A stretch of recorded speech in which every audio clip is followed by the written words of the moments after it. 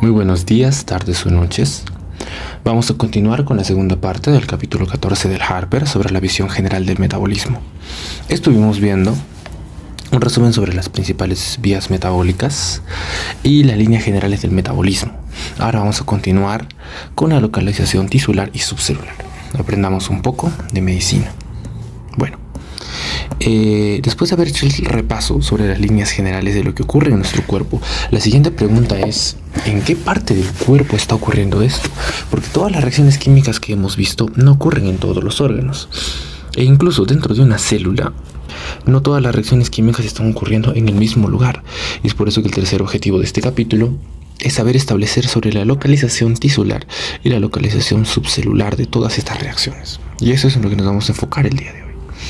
Hay 4 a 5 órganos principales para el entendimiento de la localización tisular de estas reacciones. Y siempre tiene que tener en cuenta que el principal órgano y célula metabólica que tenemos en el cuerpo es el hígado. Entonces, a un nivel tisular, vamos a ponerlo como un nivel tisular, o a nivel de tejido, ¿no? El principal órgano, si referimos a tejidos y órganos como tal, siempre va a ser el hígado. El hígado es donde confluyen muchas de las vías que vamos a hablar el día de hoy. Entonces, siempre vamos a tener en cuenta al hígado para todas las reacciones metabólicas. Ahora, otros protagonistas importantes dentro de esta vía son siempre el tejido muscular. Vamos a ponerlo de esta manera, como músculo. Y también tenemos al tejido graso o al tejido adiposo. ¿Sí? Pero recordemos también que todo esto nosotros lo absorbemos a través del intestino. Ahí están los 4 principales. También el riñón tiene una pequeña participación, pero solo es como una mención, el tracto gastrointestinal. Entonces, esto es nuevamente como un cuento.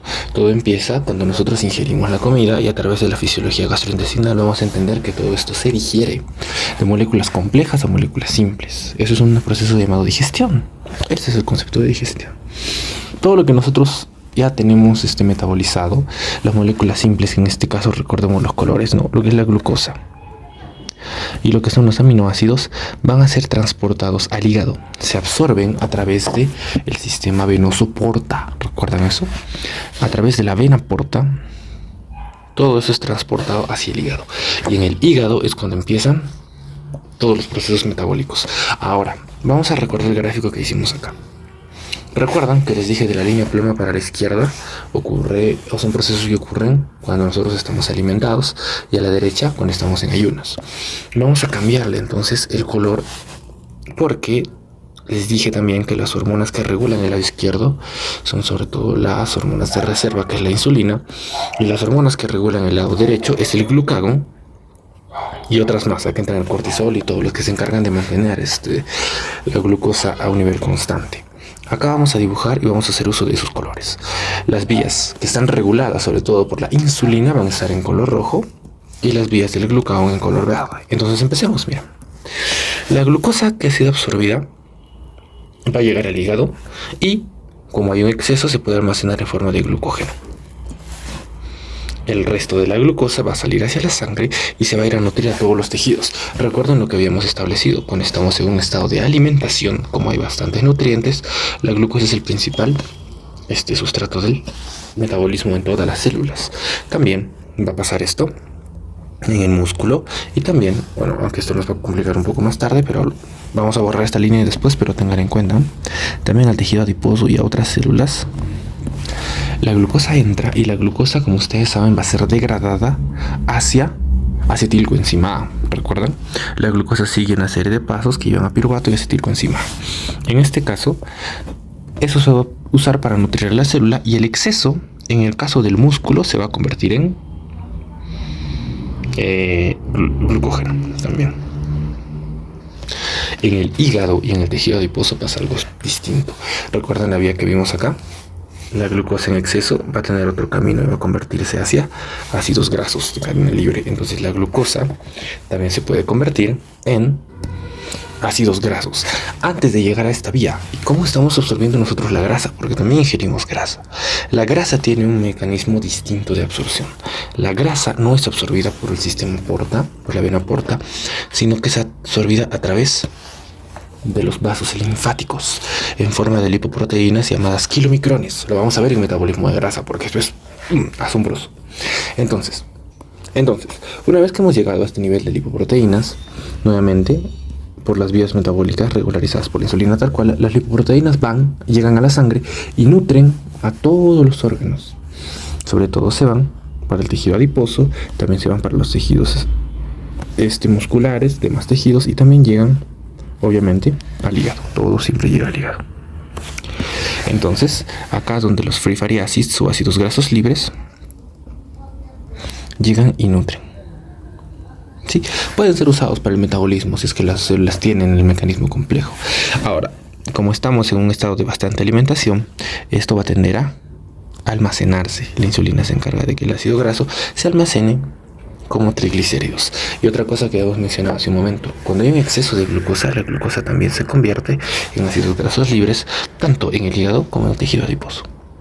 Y es así como todo nuestro cuerpo está regulado y se está encargando de almacenar energía en forma de glucógeno y en forma de grasa.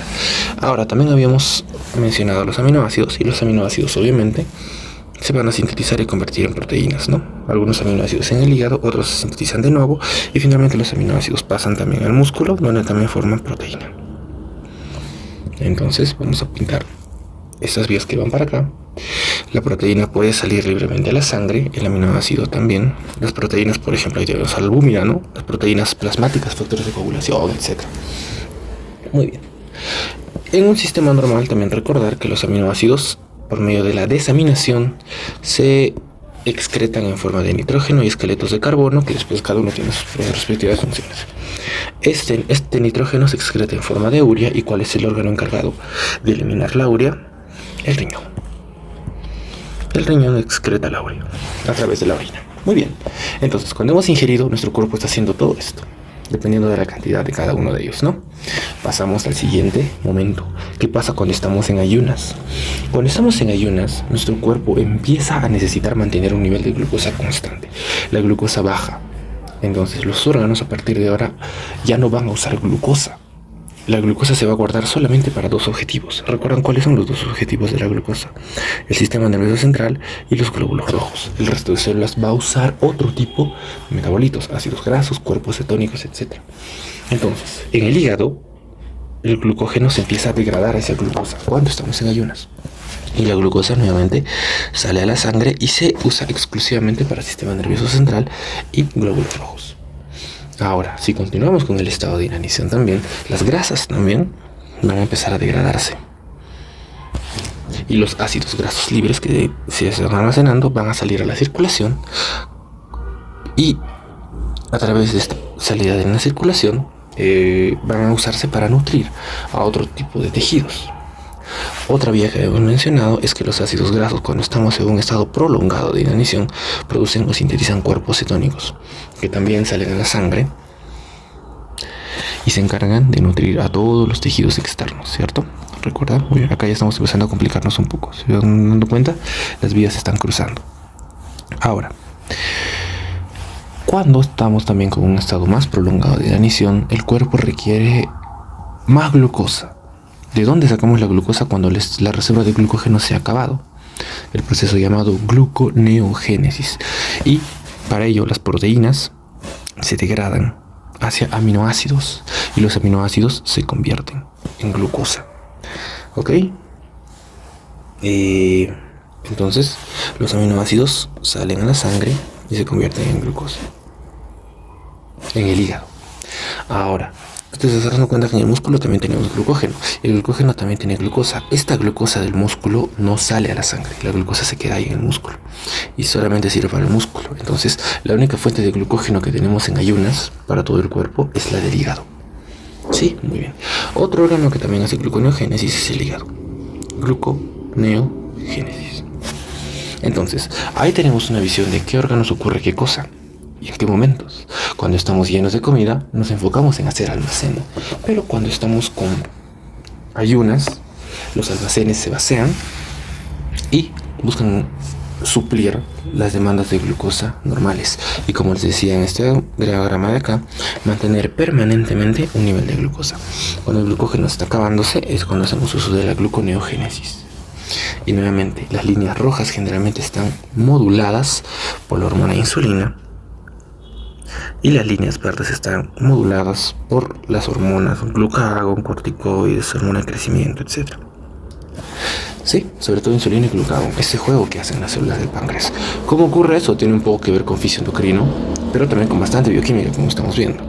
Entonces, ya hemos llegado a un nivel en que sabemos en qué partes de los tejidos, en qué tipo de tejido está ocurriendo cada uno de estos procesos. Lo que nos correspondería ahora es a nivel subcelular. Y aquí es cuando la cosa también se pone recontra interesante. Les estuve mencionando en el video anterior que si queremos agarrar una célula de ejemplo para trabajar, la célula que más se adapta a nosotros es el hepatocito. El hepatocito, la célula del hígado, es la que tiene la mayor cantidad de procesos metabólicos. Igual, en tejidos, ¿quién tiene la mayor cantidad de procesos metabólicos? El hígado. En el hepatocito es parecido. Lo que vamos a hacer ahora es dibujar un esquema, para ver más o menos a nivel subcelular cómo están ocurriendo estos procedimientos. Recordar que una de las organelas más importantes cuando hablamos de metabolismo es la mitocondria. Entonces vamos a hacer que aparezca acá una mitocondria. Y ahí tenemos a la mitocondria. Otra organela importante que también tiene algo que ver es el retículo endoplasmático y sobre todo los ribosomas, ¿no? Los ribosomas, sabemos nosotros, ¿cuál es la función del ribosoma? Sintetizar aminoácidos y proteínas. Y el retículo endoplasmático también tiene que ver con la síntesis y las vías finales de la síntesis de proteínas, pero tiene otras funciones. Ahora las vamos a ver. Al igual que hicimos con el gráfico anterior, todo empieza con la glucosa. La glucosa... Ahora, vamos a olvidar ese esquema que hicimos de la insulina y glucagón, de los colores. Vamos a basarnos solamente en el color rojo para las vías, ¿ok?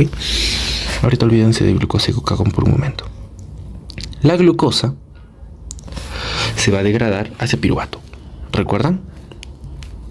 Eso es lo que vimos la clase pasada.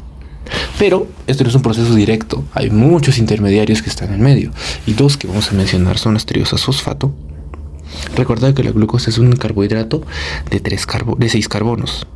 Y se va a dividir en dos moléculas de 3 carbonos cada una, ¿cierto? Esas son las triosas fosfato, que son intercambiables. Y luego también tenemos al fosfenol piruvato. Estos nombres son raros. Cuando veamos glucólisis al detalle vamos a mencionar a estos nuevamente.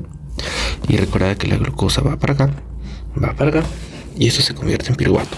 Esto es como que complejizar un poco más la glucólisis, ¿no? Es más compleja que esto, pero hasta ahí vamos. El piruvato tiene dos caminos. Si la célula tiene oxígeno, entra o ingresa, no será para acá, ingresa a la mitocondria, el piruvato. Y si hay oxígeno, como les decía, se convierte en acetilcoenzima. Ok, entonces ya estamos viendo un detalle importante. La conversión de piruvato a acetilcoenzima está ocurriendo en la mitocondria. ¿Qué pasa si una célula no tiene mitocondria?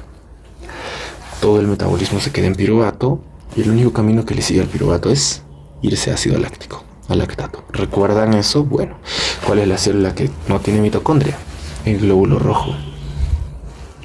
Ahorita vamos a ver más de eso. Quédense con ese datito.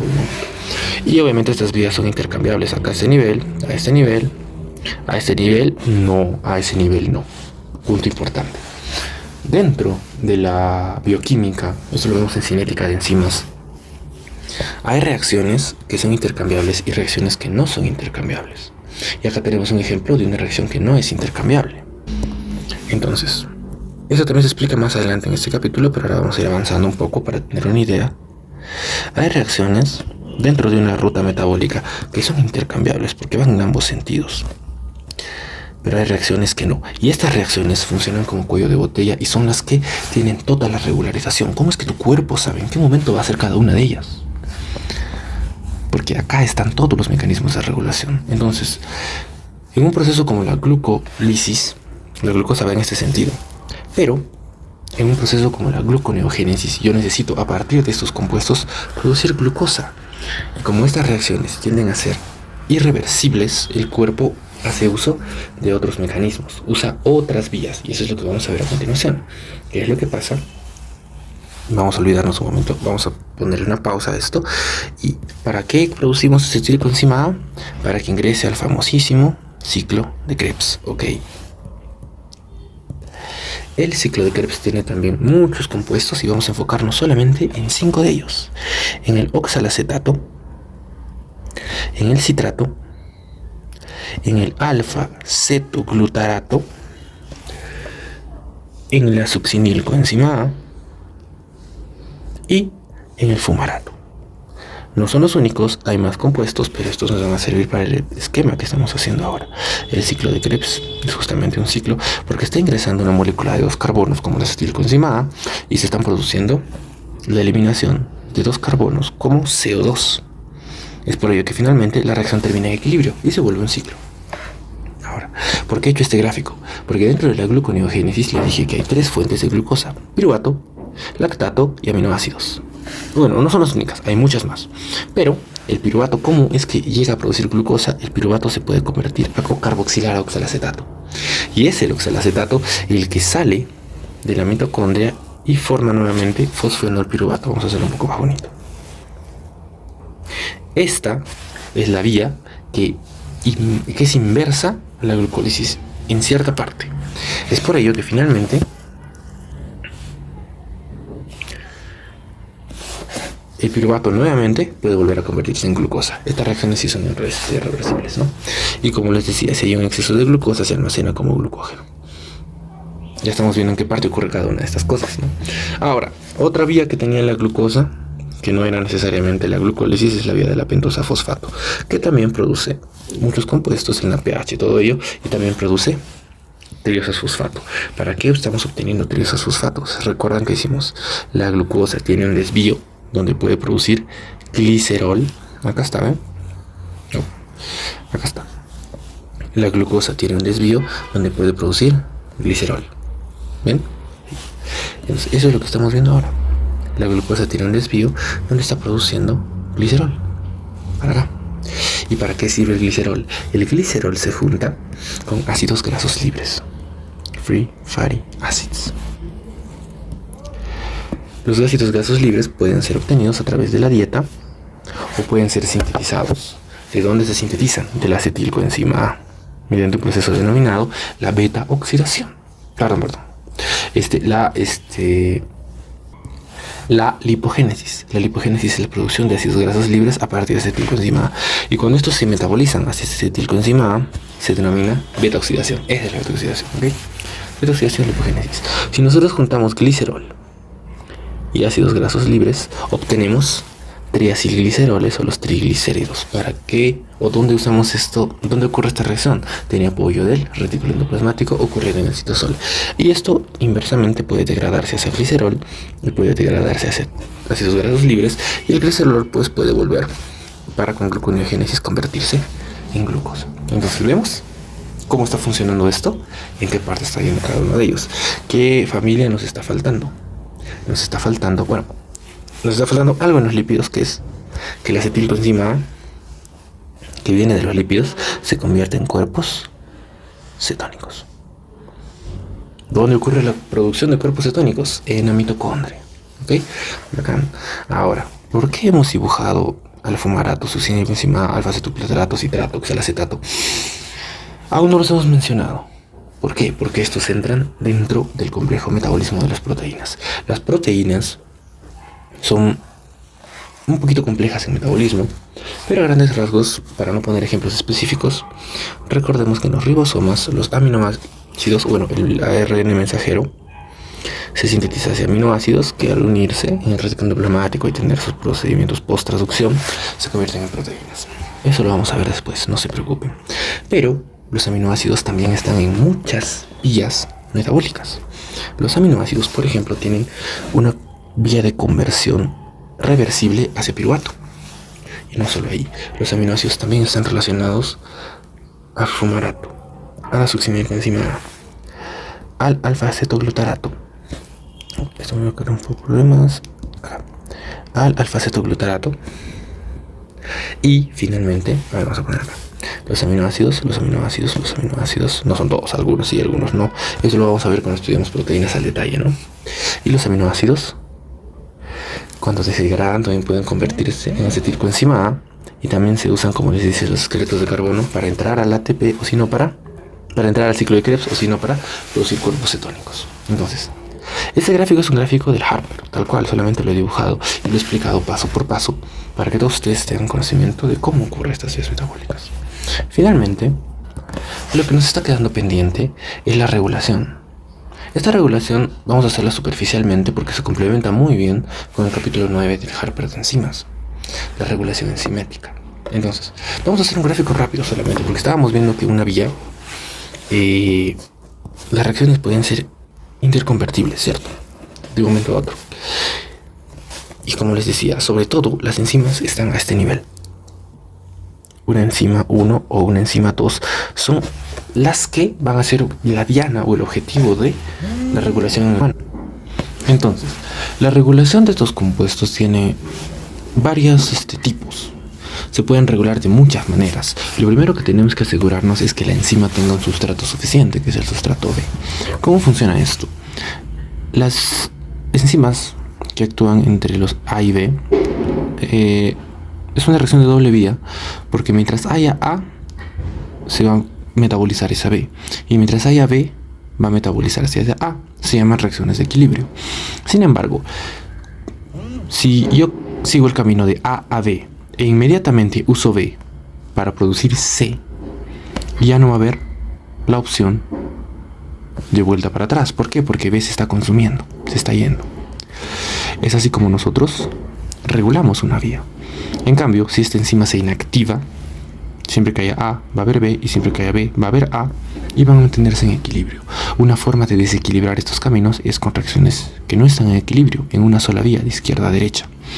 Otra forma es conseguir sustratos. ¿Qué pasa?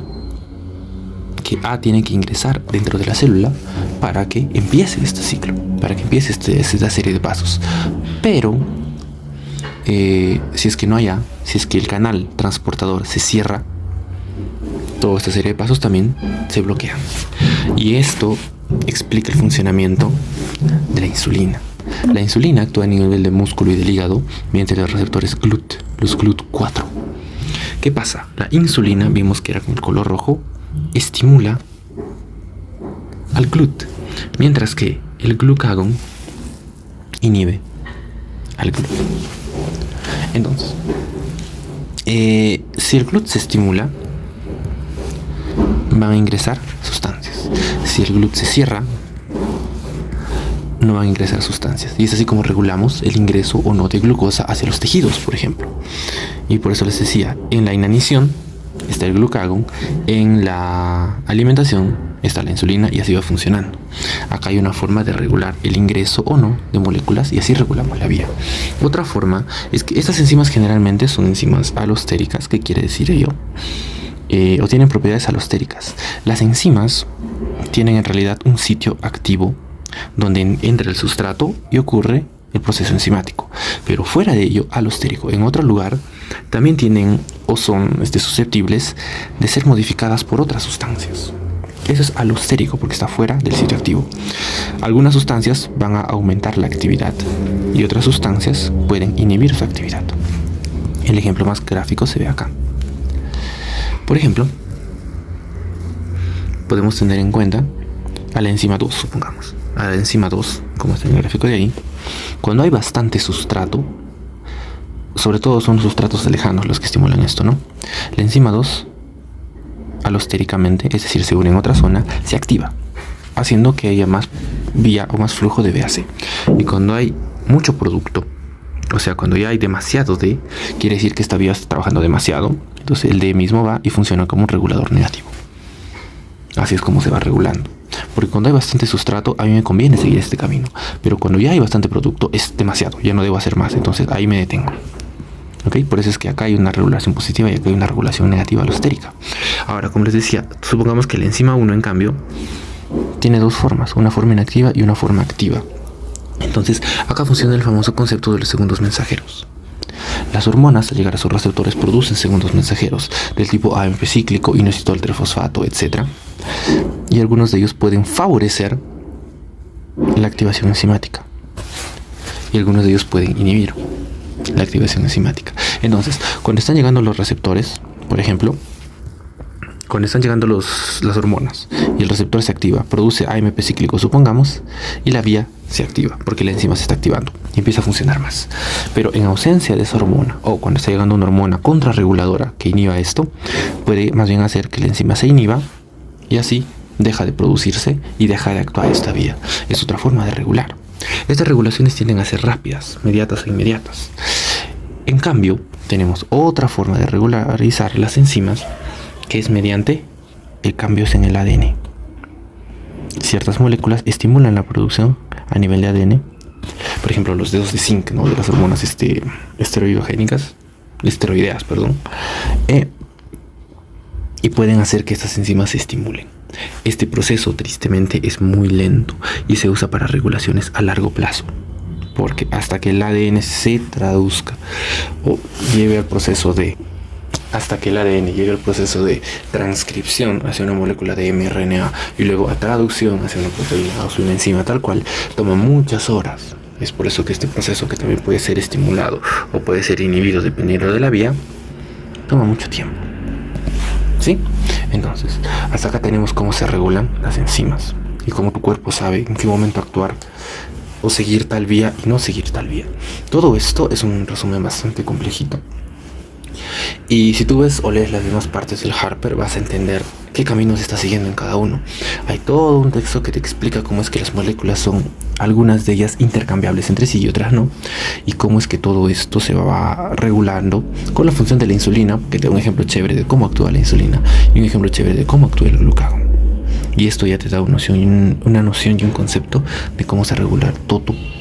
Ya has aprendido hoy las principales vías metabólicas, conceptos generales de metabolismo, y hemos establecido una diferencia, ¿no?, entre estados de alimentación y estados de ayuno.